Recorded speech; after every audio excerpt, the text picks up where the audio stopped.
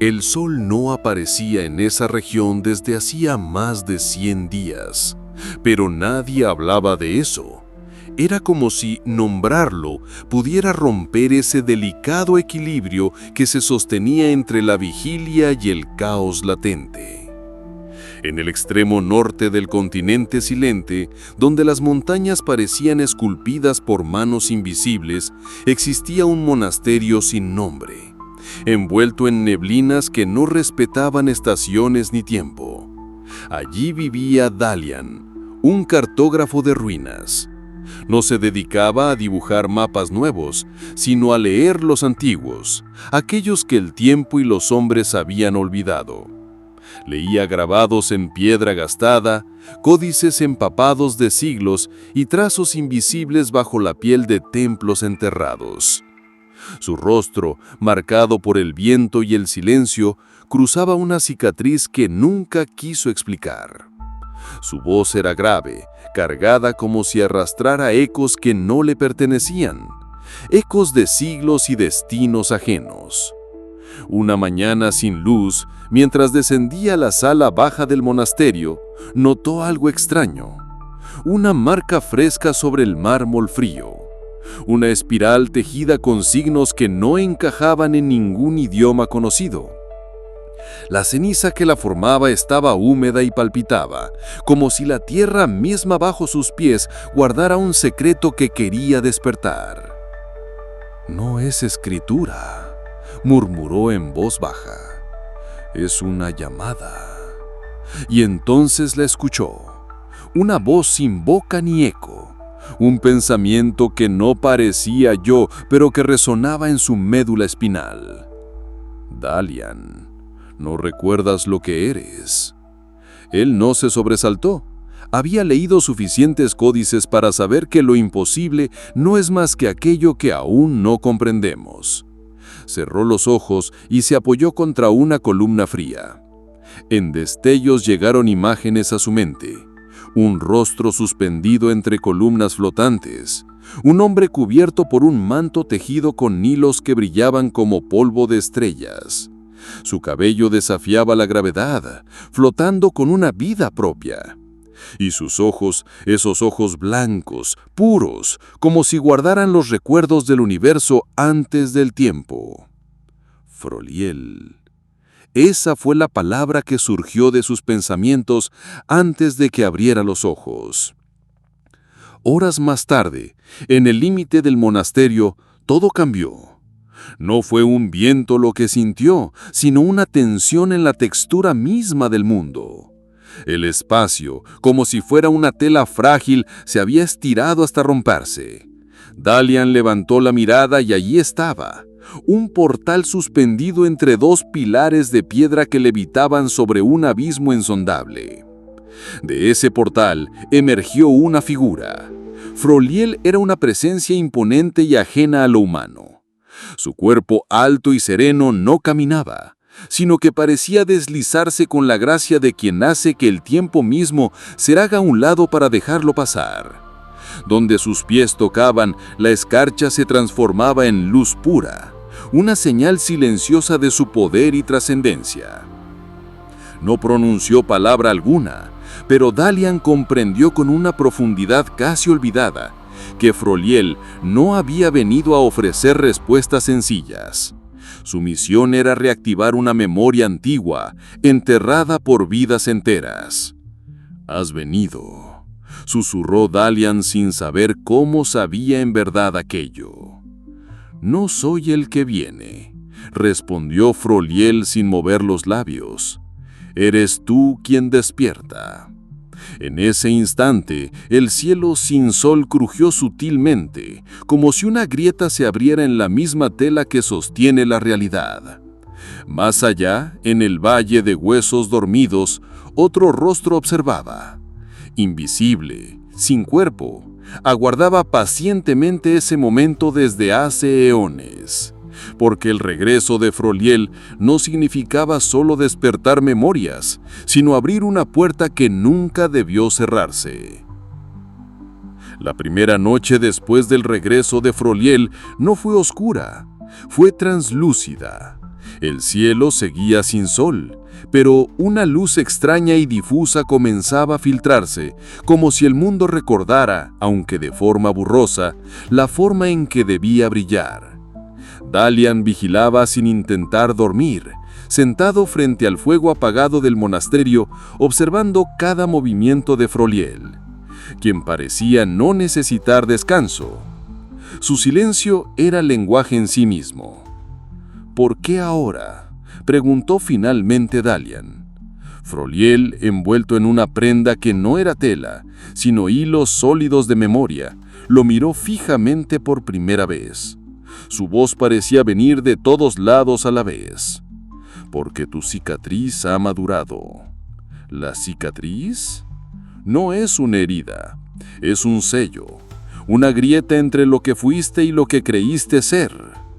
En ese momento Dalian sintió un pulso agudo en la sien izquierda, como si esa memoria ajena quisiera atravesar su mente. Fragmentos volvieron a él, escaleras interminables hacia abajo, cánticos de voces mudas, y una frase escrita con su propia sangre en una losa de mármol que le heló la piel. Nadie despierta del todo sin tocar el muro. ¿Qué muro?, preguntó Dalian, sin esperar respuesta. La respuesta llegó sin palabras. Froliel caminó hacia una pared del monasterio. Extendió la mano y la piedra crujió como piel vieja que se dobla al respirar.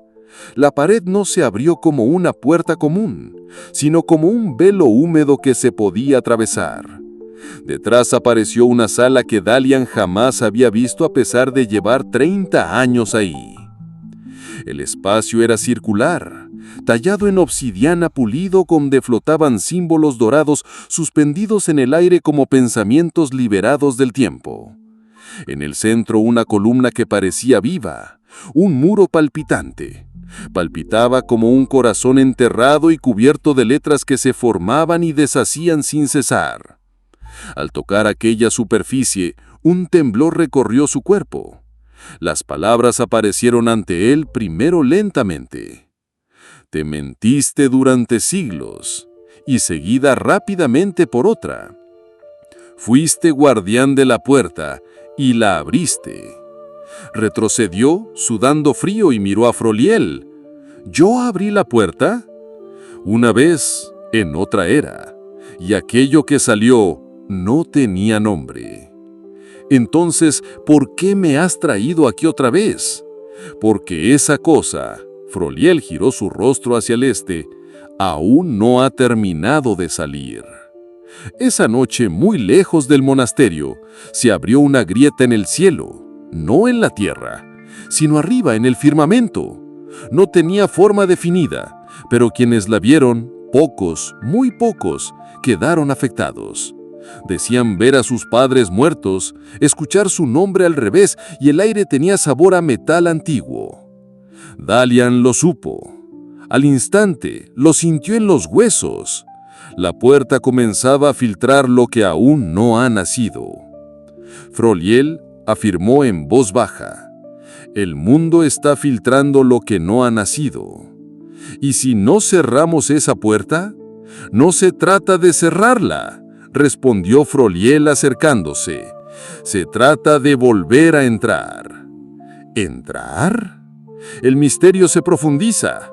No es hacer retroceder lo que se abrió, sino atravesar el umbral con la conciencia despierta. Porque enfrentar aquello que escapó es la única manera de salvarse y reconciliar el pasado con lo que aún puede ser. Froliel se acercó con una presencia tan intensa que su rostro parecía un espejo líquido, profundo y cambiante. Su voz baja y grave reveló un secreto que parecía pesar en el aire. Tú dejaste algo allá dentro, algo que no debía salir contigo.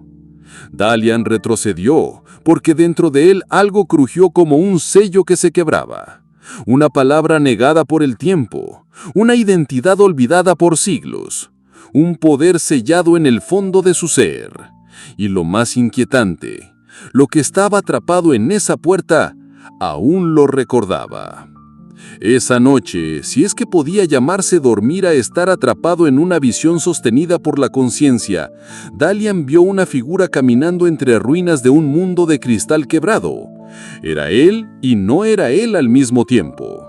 Desde el horizonte, una criatura sin piel ni carne, compuesta solo de geometría en movimiento y un zumbido de 1000 voces, lo llamaba por su verdadero nombre. Pero Dalian no lo escuchó, porque ese nombre aún estaba oculto, esperando ser recordado. Mientras tanto, Froliel percibió el rumor de la tierra antes de que sucediera.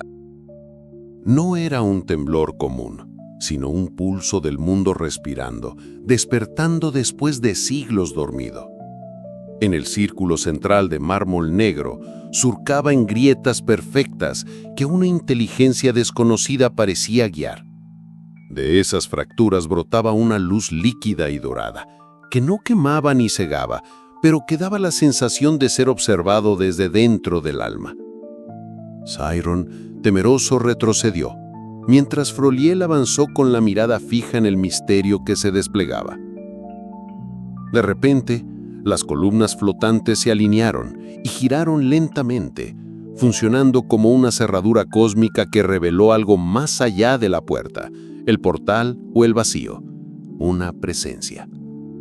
Del altar emergió una figura sin rostro, formada por filamentos blancos que se movían con la fluidez del humo bajo el agua. Sin pronunciar palabra, habló directamente en sus pensamientos.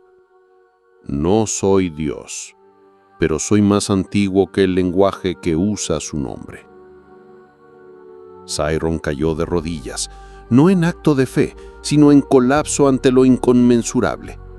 Froliel enfrentó esa mirada ausente, indiferente al miedo. ¿Por qué me trajeron aquí?, preguntó, sin saber si hablaba con esa entidad o con el mismísimo universo. La respuesta fue un torrente de imágenes: ruinas en llamas, cielos desgarrados, civilizaciones de piedra flotante destruidas por su propia codicia y luego una gema intangible, un concepto que protegía el equilibrio de todo. «Eres el último testigo», dijo la presencia, «y por eso también el guardián». Froliel no comprendía del todo, pero lo sintió en lo profundo de sus huesos. Entonces las columnas comenzaron a desplomarse y el templo suspendido en la nada se desvaneció como un recuerdo perdido. La entidad se disipó con ellas. Sairon gritó algo que no llegó a oídos de Froliel, pues en su mente había recibido un don intangible, la visión de los hilos invisibles que tejen el mundo, la red oculta que sostiene la realidad. Cuando la luz se apagó, solo quedaron ellos dos, Sairon temblando y paralizado, y Froliel con los ojos abiertos al abismo. «¿Y ahora qué hacemos?», preguntó Sairon. Froliel levantó la mirada hacia un cielo gris y líquido, cargado de una gravedad nueva. «Ahora recordamos». Y dio un paso adelante. No hubo suelo ni caída, solo otra realidad que lo recibió como si lo hubiese esperado desde el principio de los tiempos. Sairon no lo siguió. No podía, porque algunos están hechos para quedarse y otros para despertar. ¿Y tú, también has sentido que el silencio te habla en sueños? Si esta historia tocó algo dentro de ti, no la dejes sola. Suscríbete, comparte y deje en los comentarios: ¿qué crees que había más allá del último umbral?